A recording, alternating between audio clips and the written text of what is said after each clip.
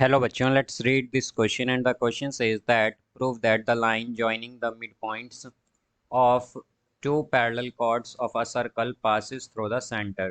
तो आइए बच्चों इस क्वेश्चन को यहाँ पर हम सॉल्व कर लेते हैं। इस क्वेश्चन में हमसे कहा गया है कि यहाँ पर हमें प्रूव करना है कि जो लाइन ज्वाइन करती है mid points of two parallel chords को एक सर्कल की वो पास करती हैं सेंटर से। तो यहाँ पर हम की कॉन्सेप्ट यूज़ करेंगे, की कॉन्सेप्ट यहाँ पर हम यूज़ करेंगे that the perpendicular drawn from or drawn from the center of a circle to a chord bisects the chord।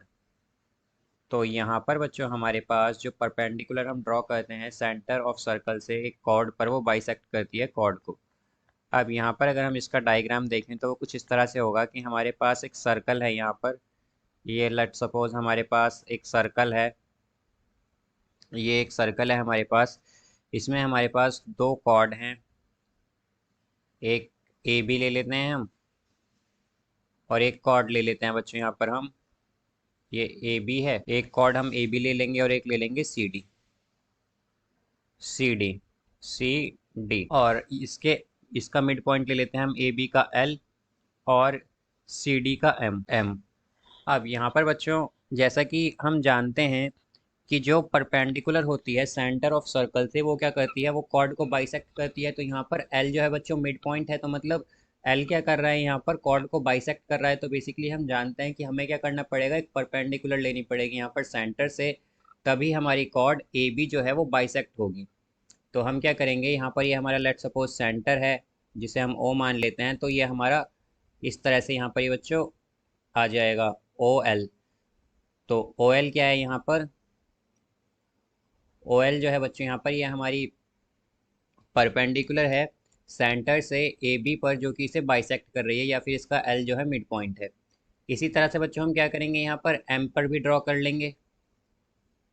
तो यहाँ पर ये क्या है हमारा, ये भी इसका मिड पॉइंट हो जाएगा एम जो है, बिकॉज हम जानते हैं कि जो परपेंडिकुलर हम ड्रॉ करते हैं सेंटर से सर्कल पर, वो कॉर्ड को बाइसेक्ट करती है, जो हम कॉर्ड पर परपेंडिकुलर ड्रॉ करते हैं सेंटर से। तो यहाँ पर हमारे एम और एल क्या हो जाएंगे, मिड पॉइंट्स हो जाएंगे। तो हम क्या कहेंगे, अगर हम देखें तो यहाँ पर ये जो पॉइंट है बच्चों, इसे इस लाइन को हम मान लेते हैं, यहाँ पर जो सेंटर से ये लाइन है हमारे पास, इसे हम मान लेते हैं ओ एक्स। तो इसे हम क्या कहेंगे कि ओ एक्स जो है यहाँ पर पैरेलल होगी ए बी और सी डी के। तो यहाँ पर हमें बच्चों ये प्रूव करना है कि जो हमारे पास ये लाइन ज्वाइन कर रही है mid points of two parallel chord को, वो क्या है, वो है बेसिकली यहाँ पर वो सेंटर से पास कर रही है। यहाँ पर ये हमें प्रूव करना है। अब यहाँ पर अगर हम देखें बच्चों तो हमारे पास एंगल, यहाँ पर हमारे पास एंगल ओ एल बी क्या है बच्चों, ये इक्वल है 90 डिग्री के, 90 डिग्री के। बिकॉज ये हमने अभी यहाँ पर की कॉन्सेप्ट में देखा था कि हमारे पास जो परपेंडिकुलर हम ड्रॉ करते हैं सेंटर से सर्कल पर, सर्कल की कॉर्ड पर, तो वो हमारे पास क्या होती है, वो बाइसेक्ट करती है कॉर्ड को। और हम जानते हैं कि एल क्या है, यहाँ पर मिड पॉइंट है। तो बेसिकली हमारे पास ओ एल क्या है, यहाँ पर इसे बाइसेक्ट कर रही है ए बी को। तो यहाँ पर हमारा एंगल ओ एल बी क्या होगा, 90 डिग्री। इसी तरह बच्चों अगर हम देखें तो हमारे पास जो angle angle O L X होगा, एल ओ एक्स होगा बच्चों, एंगल एल ओ एक्स क्या होगा यहाँ पर, ये हमारा 90 डिग्री होगा। और ये बच्चों 90 डिग्री इसलिए है बिकॉज जो सम होता है, sum of two sum of two consecutive sum of two consecutive interior angles जो सम होता है बच्चों हमारे पास दो इंटीरियर एंगल्स का, दो कॉन्जिक्यूटिव इंटीरियर एंगल्स का, on the on the same side of on the same side of of transversal of the transversal of the transversal is 180 degree. तो हमारे पास क्या होता है बच्चों, जो सम होता है दो कॉन्जिक्यूटिव इंटीरियर एंगल्स का सेम साइड ऑफ ट्रांसवर्सल पर, वो 180 डिग्री होता है। इसलिए हम कह सकते हैं कि हमारे पास एंगल एल ओ एक्स क्या होगा, ये 90 डिग्री होगा। इसी तरह अगर हम देखें बच्चों, हमारे पास जो एंगल ओ एम डी है, ओ एम डी, वो भी क्या होगा, 90 डिग्री होगा। बिकॉज जो परपेंडिकुलर ड्रॉ करते हैं हम सेंटर से सर्कल की कॉर्ड पर, वो बाइसेक्ट करती है कॉर्ड को। तो यहाँ पर हमारा angle angle O M D भी क्या होगा, 90 डिग्री, 90 डिग्री।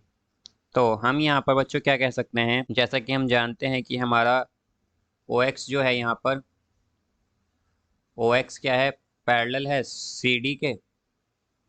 तो यहाँ पर अगर ये बच्चों पैरेलल है तो एंगल हमारा एम ओ एक्स जो है वो क्या होगा, वो 90 होगा। बिकॉज हम जानते हैं कि जो हमारे पास सम होता है, यहाँ पर जो हमारे पास सम होता है, sum of consecutive interior angles, sum of consecutive interior angles on the same side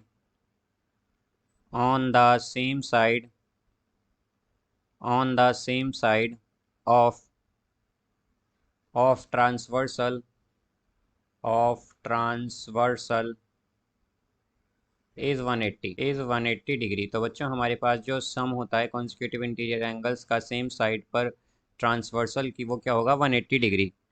तो यहाँ से हम क्या कहेंगे कि हमारे पास एंगल एम ओ एक्स भी 90 डिग्री है यहाँ पर।